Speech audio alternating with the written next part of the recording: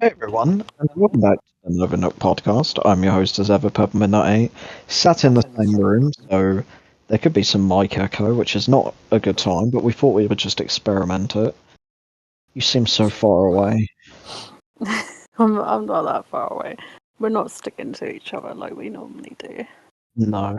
I don't know why I feel like I sounded like Miley Cyrus just a second ago. The journey is usually the best part you remember anyway. Exactly. Anyway, so I'm joined by the Obsidian Nook, of course. This could get really annoying. But anyway, we're just going to stick with it, just this once. But yeah, we are doing a film that we got your not father. My non-biological father, as he says, being compared to non-bio and bio washing powder. Is that where that's come from? Is that where you got it from? No, that's what he said. He said it's like because he knows about my father, how much of a shit parent he is. And he was like, it's like comparing washing powders, isn't it? Non-bio, bio. He's the dad who stepped up. Exactly.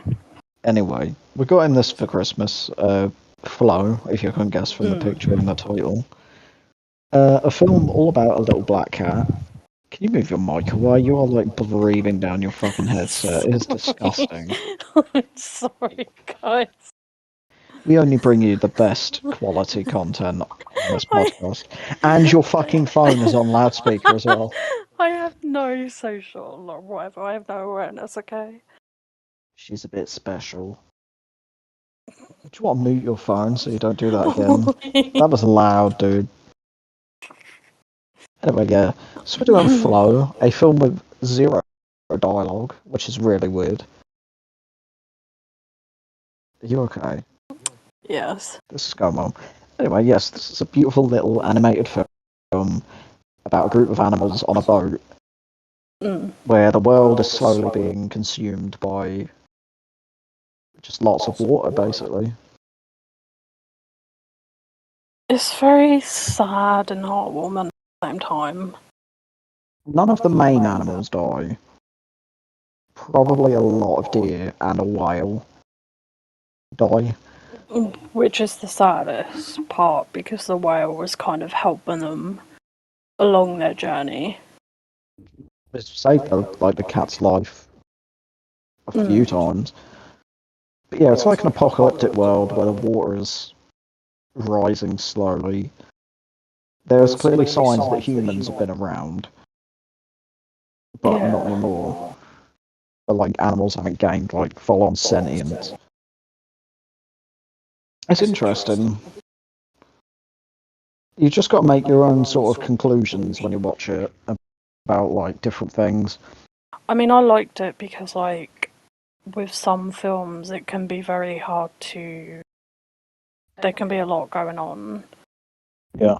So like I've found that black and white films and film with minimal dialogue is a lot more easier to digest and watch compared to a loud film. What we did, Werewolf by Night, that was black and white.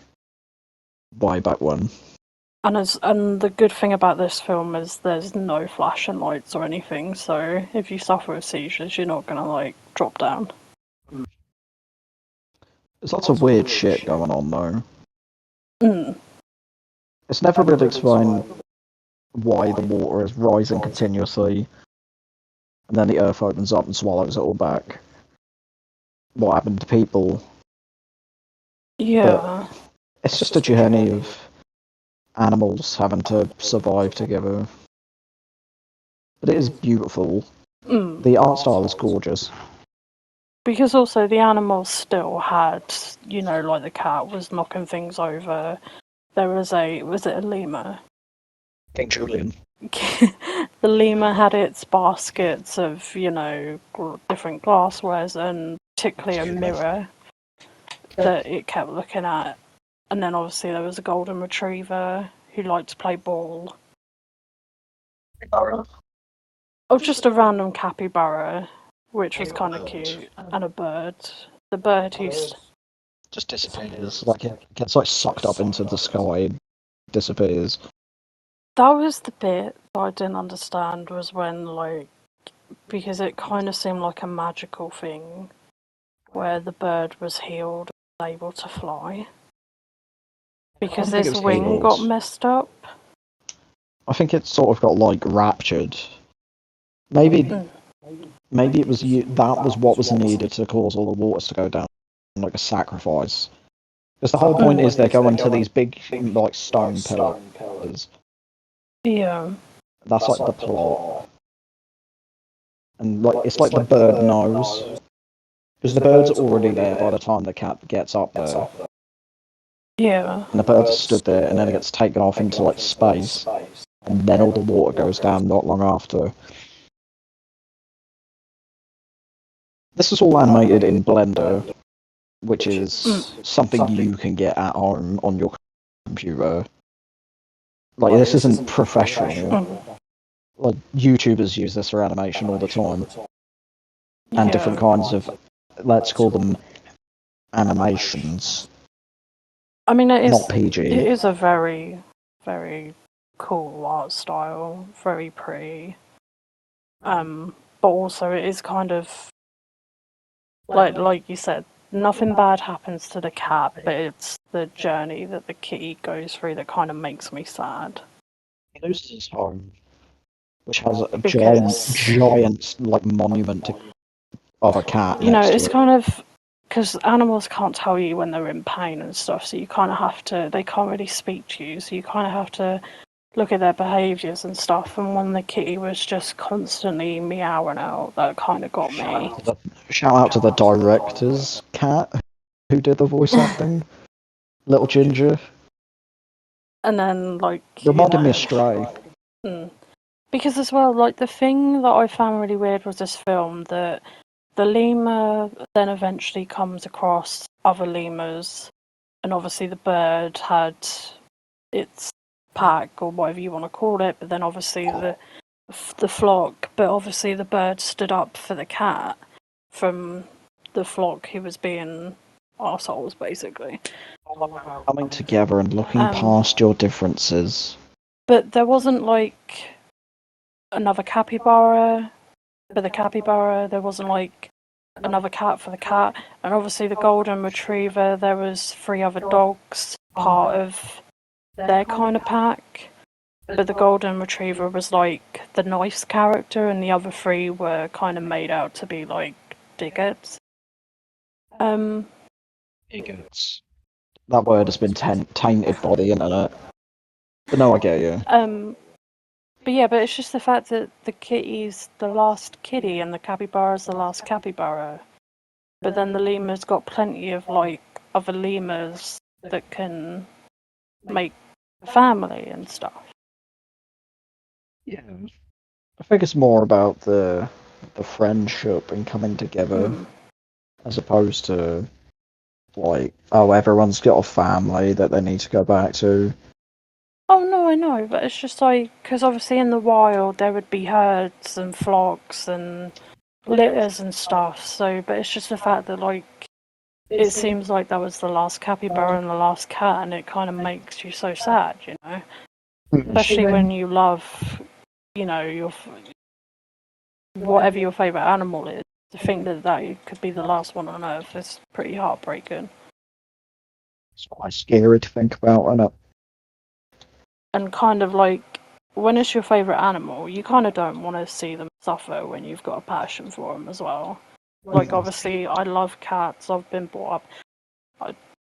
I've got nothing against dogs. My mum had a King Charles Cavalier when I was a baby called Mogwai. His friend is a dog.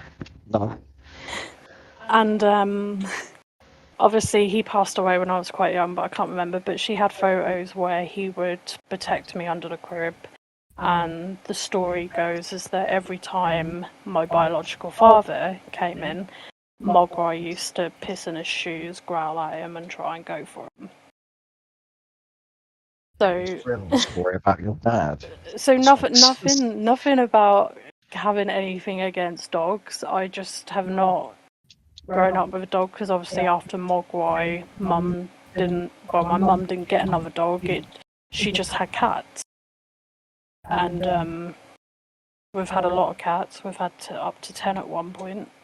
Never doing that again. That's that was rough. 10. That 10 sounded is a rough. lot. 10 is a lot to keep an eye on and to constantly worry. I mean, we had 4. We lost Papa, Silver, so we're now left with 3, and I worry about them 3, and I constantly want them. Life of Pets 2. I still worry about my 3, and, well, they were my mum's, but I still worry about them, and I still want them to have the best life, hence why they get 70 quid spent on them every week. Greedy little bastards. Plus No, they have we their love pet them. health club, plus they go to the vets twice a year, and then any other time they need it, so... Especially Smitten recently. Good grief, man. Silver was the worst. That was a whole ordeal. Unfortunately, Silver took after Mum, and he had a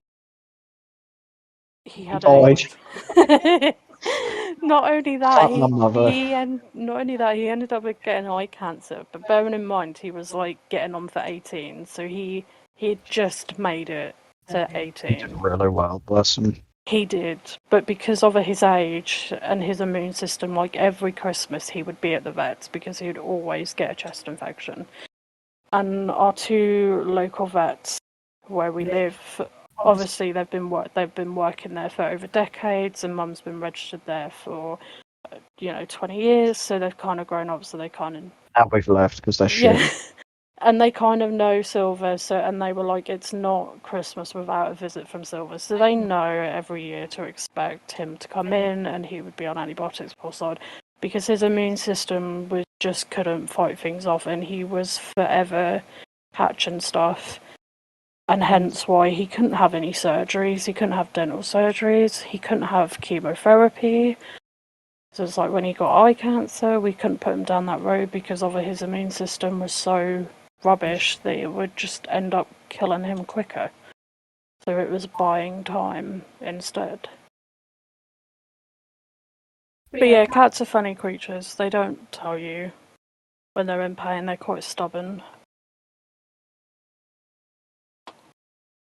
Yeah, that was a long old tangent you just went on there.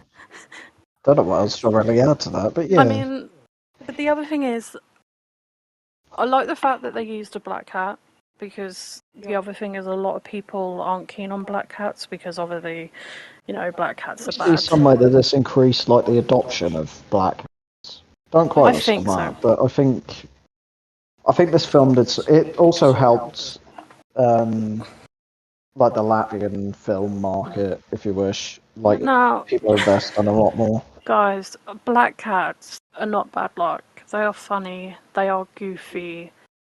They can be fucking assholes when they want to be.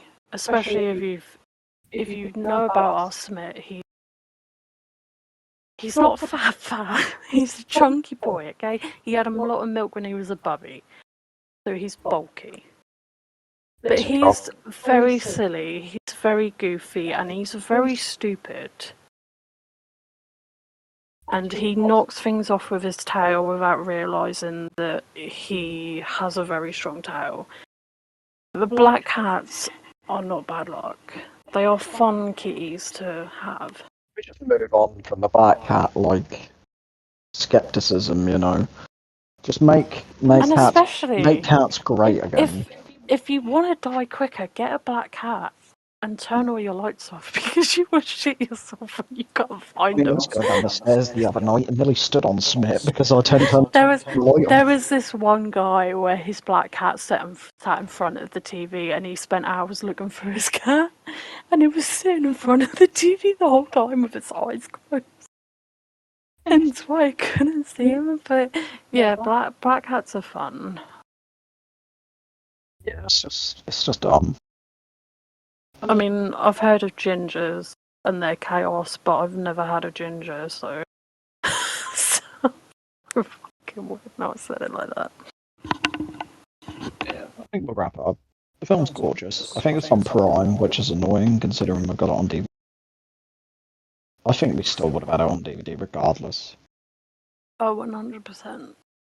It's beautiful. I think it's definitely worth a watch, and I think that it's a good film for children to watch as well, because it kind of teaches you that regardless if you're a dog, if you're a capybara, if you're a bird, you know, Promoting you're fairies. helping each Fairies. other along the way. It's all about coming together and living in equality. And also, they make the animals do what animals do, regardless of like the lemur, as I say, with his basket of little treasures. They have their own personalities despite the lack of dialogue.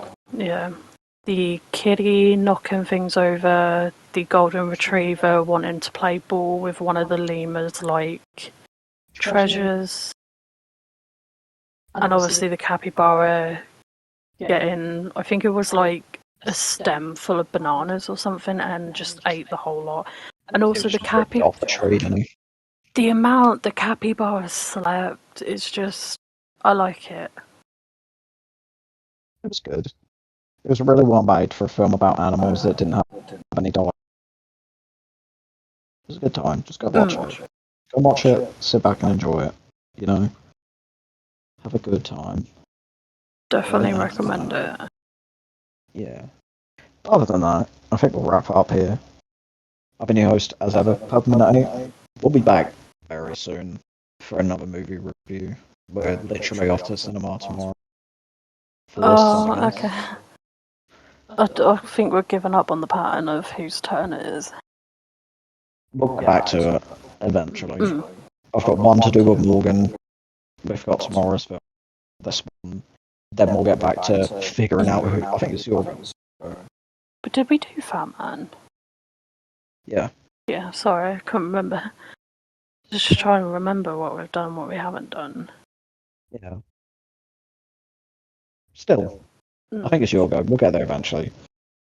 But thank you for listening, and we'll see you next time.